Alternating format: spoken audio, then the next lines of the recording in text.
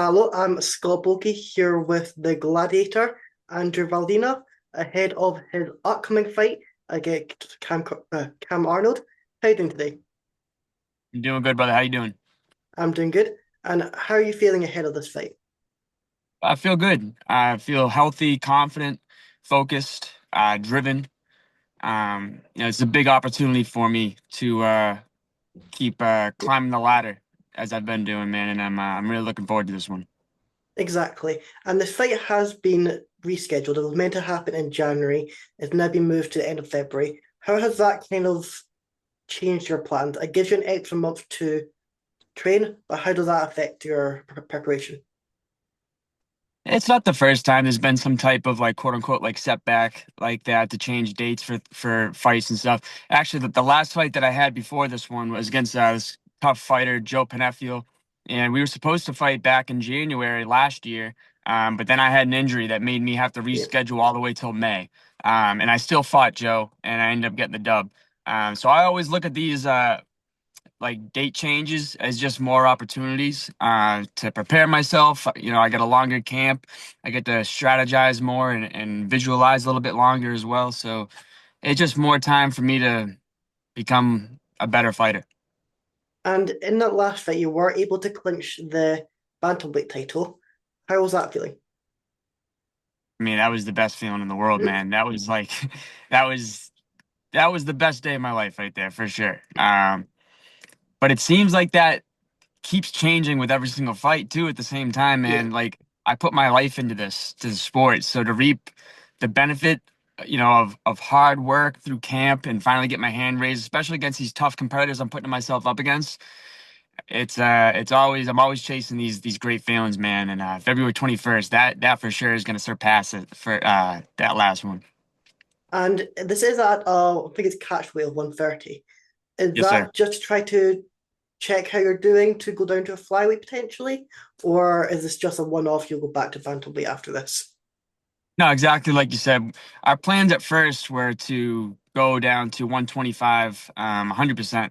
And we had another fighter in line, this fighter Isaiah Torres, Yeah. who's a 125-pound fighter who just won the Cage Titans flyweight title this past year. Um, then since lost it, but still we were looking to fight him at the time and go right down to 125 for 5 rounds.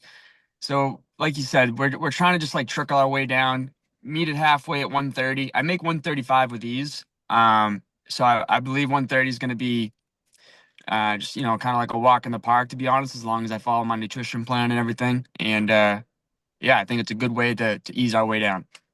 And do you think being able to go through both bantamweight and flyweight, that gives you the options of having fights in either weight class just to keep active? If you're not getting any bantamweight matchups, is there any flyweights available? Yeah, exactly. I love having opportunities and options. And that definitely makes it a little bit easy to do so because, like I said, like my weight is nothing too crazy where like I think I'm gonna be a damn good size flyweight once I get down there. But bantamweight, I hang in there with some big dudes, man. I mean, Joe Pinifiel is a big fighter, and Yeah. I went 5 rounds with him. I felt comfortable in there at all times. But yeah, having said that though, I definitely would love to make my home at flyweight after this fight. And how is it being able to fight in basically your home? Because obviously with Case Titans, they are based in Massachusetts. That is kind of where you train out of. How is it? How has that been for you? Oh, it's been great, man. I've been with Cage Titans my entire journey of Yeah. fighting so far. First amateur fight all the way till headlining, the MGM card in Boston with for them. So it's been an amazing journey. They've given me so many great opportunities, and I feel like like as they've grown, I've also grown as well. And I feel like we're on the same like correlate, Yeah. same type of like path, where we're both getting bigger and better and smarter and stuff with our ways. But yeah, it's been great. I love fighting for them. I believe that they're the superior organization in New England. And honestly, at this point, if you stack them up against any regional organization anywhere, I really do think they're going to do just fine. They're great. They treat us all amazing. Um, and yeah, And they were showing some love this year on the Contender Series. Obviously, Jack Condon went on there. Unfortunately, didn't get a result.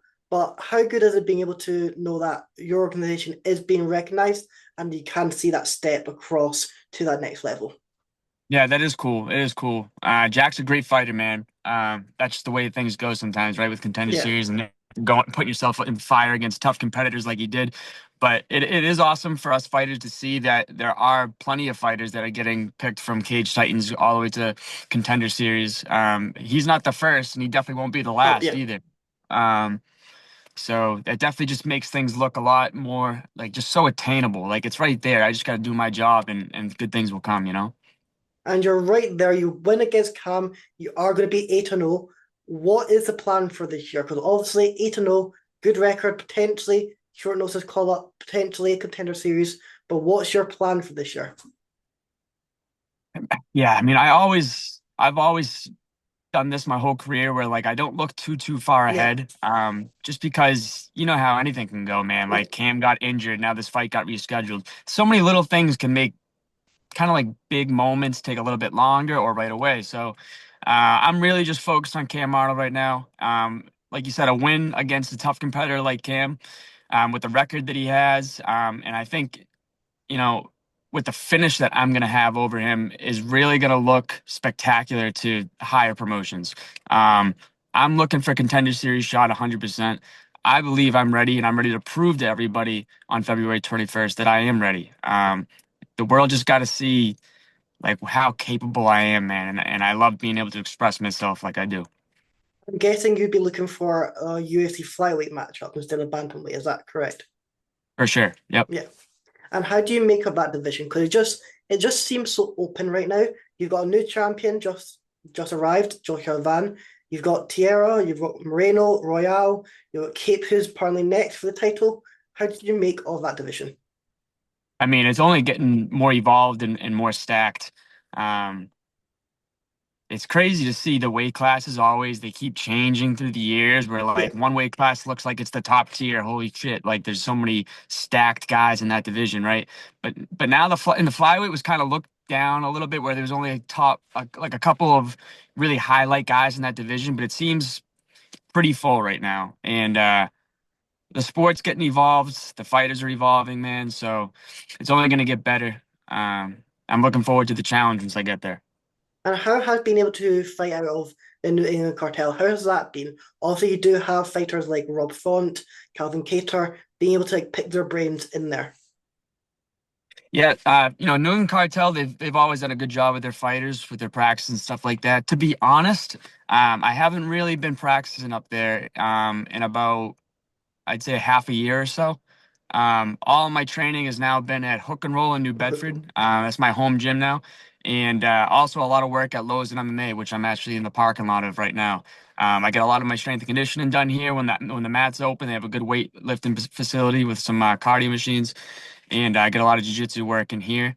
And then as far as hook and roll, that's jiu-jitsu, MMA based practices, and all my striking work over there as well. But having said that, 2 weeks ago I did make my way up to cartel practice, and I did a sparring session. It was great work. I got some work in with Chris Matinho, who's an absolute savage, and a bunch of other top tier guys over there too. And I think being able to work like what you're saying with Coutinho, you can kind of like see his determination. He got that short notice call up to the UFC, faced Sean O'Malley, didn't go his way in that first stint, came back down to the regional scene, got knocked up those wins, and is now back in the UFC. What does that make of? What do you make of that kind of story of just that grind never stops for him? He had that setback and came back. No, I got a lot of respect for Chris, man. He's just got the soul of a lion, man, and he's always he doesn't let things deter him from his goals. He's a very determined guy, and he's driven. Um, yeah, much respect to Chris, man. He takes the opportunities and makes his best with them. And he's got a big fight coming up too. Yeah. I'm looking forward to seeing him getting the win column up there. And what has been your biggest improvement in your game so far since your last fight? I'd say my biggest improvement since my last fight is probably my awareness, I guess. I think with every single fight, I definitely get a lot more aware of so many different things. I get more aware of just like in the striking aspect of places I can and cannot be. Um, Awareness of like just what works with Yeah. different types of strikes and different types of postures and styles of fights. And I'm definitely a lot more well versed in my jiu-jitsu game as well. I've been working a ton of grappling specific things for this fight with my coach Mike Bromberg too. Um, so yeah, I'd say And my grappling work and my awareness. and how do you kind of like handle the pressure of the fighting? Just walking to the ring, just overall fight week. How do you kind of handle that pressure? Luckily for me, man, we spoke about how like I've been with Cage Titan my whole Yeah, career, right?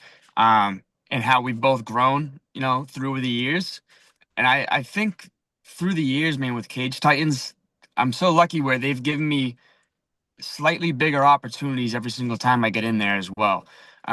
Obviously, I need to keep winning to have those opportunities keep coming my way, which I'm so grateful for, right?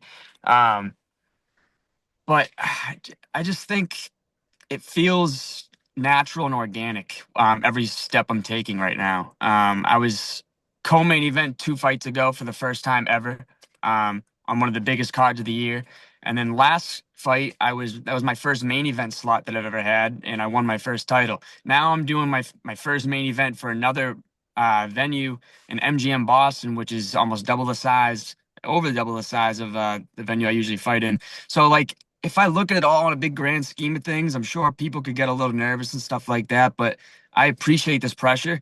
And I know like the things that I'm always praying for, to the big man upstairs. And like the reason I got into the sport to begin with is for these moments of pressure and people looking to me and all this different stuff that comes with where I'm going. This is what I wanted my entire career, man. And I just believe it's finally coming my way. And all I got to do is just do my job and do what I love to do every single day, which is train hard and win fights. So another walk in the park for me. exactly. And you kind of mentioned that's why you got into the sport, but how did you come into MMA? Um, Again, very organic. I wrestled in high school and then I wrestled in college. And my college wrestling coach, Frank Camisa, he was one of the coaches and corners for longtime UFC fighter Joe Lozon. And he was like cornering him for the wrestling department. And I needed to cut weight one night in our wrestling practice. So he brought me over to Lozon MMA, and they had a sauna there. And I remember walking in the gym, dude, and just seeing all these like fighters hitting the bags, hitting pads, and like just getting after it and grinding. I was like, all right, now I know what I'm doing once this wrestling season's done, and I'm wrapping them up, dude. I need to continue my combat sports journey and get in here and fight. So yeah, basically after my last wrestling season I had, about 3 months later, I took my first MMA fight and immediately got hooked, and the rest is history, man. Exactly. And what do you feel like has been your toughest test so far today? I'm sorry, what was that? Your toughest test? In the ring? Yeah, I would say my toughest fights have been Will Smith, who is a tough fighter who is much better than his record, in my opinion. That was like a big step up for me from it was my fourth pro fight. And going into that was another big step up, and because he's a seasoned vet, he's been to Bellator, he's fought yeah, in other organizations and stuff. And I just kind of had to learn a lot with the fighting itself, like real time. How to pace myself a little bit better and stuff like that. How capable I can be if I let things go. So that was a very tough fight. A lot of adversity that came out of that fight. And then the other one was definitely this last one against Joe Penneffiel. Though I basically controlled the entire fight for about 4.5 rounds, the last half of that last round he definitely took it to me. And I faced more adversity, which I'm so grateful for because I know it made me a better fighter. So definitely those 2 fights. and obviously you've not had the most active like the last couple of years. Those two fights back in 2024, one fight last year. What are you kind of hoping for this year? Are you looking for like 3 fights, or what are you kind of looking for? I definitely want to be as active as I can be. That's how I've always had that mentality. It's just things haven't lined up the way they should have. Injuries from on my own end or injuries on my opponent's end. So it's been tough for sure and a little frustrating, but it's only made me, a lot more patient and able. So this year, like I said, I'm trying to be so active. I'd like to have at least 3 fights. I think that is sustainable. And the biggest goal of mine is just to stay healthy through all these camps. That's really it. And I know you're going to have one eye on that matchup on January 25th. Cody Davis, Casey Norton battling it out for that flyweight title. Who do you feel gets it done? And obviously, you like the winner from that fight. Yeah, that's an interesting fight. Very different styles as well. I feel like Casey is pretty good on like the outside and has very like pretty good like specific jiu-jitsu game. And then Yeah. Cody Davis, man, he loves to get inside because his height and his reach here is very short. Where like he needs to be on the inside and start wrestling these guys and ground and pound and stuff like that with more like a wrestling approach. Having said that, I I I feel like I got Cody Davis getting it done, just from his veteran experience. But at the same time, man, Casey, if he shows up like, top Casey, I think he might be able to get it done as well. Tough matchup though for both guys. And do you feel like that's just what Cade Warriors does? It's not going to get you an easy fight. It's not an easy road. You've got a tough matchup in Kam Arnold. You have a tough matchup between Casey Norton, Cody Davis. They are going to get you an absolute killer in that ring. Oh, for sure. Yeah. Cage Titans, listen, like Cage Titans is going to provide entertainment for sure, right? But I also give it to my management where, we're looking for tough fights here. And just show the world how capable we are and who we can do it against. So, a lot of faith in my management and Cage Titans. And after you get the win, how are you going to be celebrating that night? I mean, man, we're gonna be right next to Fenway on Lansdowne. We're gonna have to. I think the after party at the moment right now is at the Lansdowne pub. They have a 2 a.m. license. I mean, last fight, I got a little banged up towards the last round, so I didn't really want to drink much. But I'm trying to make this a clean finish here. You'll see me at the Lansdowne pub with all my friends and family for sure. And make sure you guys tune in. You'll be able to celebrate with Andrew after you get that knockout victory. Is there anything you'd like to add or anyone you want to shout out? Oh, for sure, man. Um, First off, thank you very much. I appreciate the opportunity, man, to come on here. It was good chatting with you. Um, and man, I just got a few sponsors I'd like to shout out here. All these sponsors, they definitely help me go to all my training sessions a lot easier, provide me with, the means to with, gas and all this nutrition plan, groceries and stuff like that, gym memberships and all that. I really appreciate all the help they give. So CG Electric in Tewksbury, Charlie Gendron's place, Drake Exhaust, Classic Cars of Palm Beach, that's down in Florida, TJ Callahan's restaurant in Tewksbury, Face Off FICO, which is right here. You got some fire jiu-jitsu apparel. Uh, Gifted Peace LLC, U.S. Golden Pond in Manchester, New Hampshire, and Hurricane Hydraulics out of Attleboro, Mass. Um, and then, yeah, just everybody, please tune in on February 21st. It's not going to be a night you want to miss. I have another tough competitor in front of me. I know what I can do to him. I just want to show you all what I can do. And it's going to be a great night, man. Let's go. It's going to be a great night of fights. Tune in and you do not want to miss Andrew getting his hand raised. Thank you so much for coming Oh, on. thank you, brother. Appreciate it.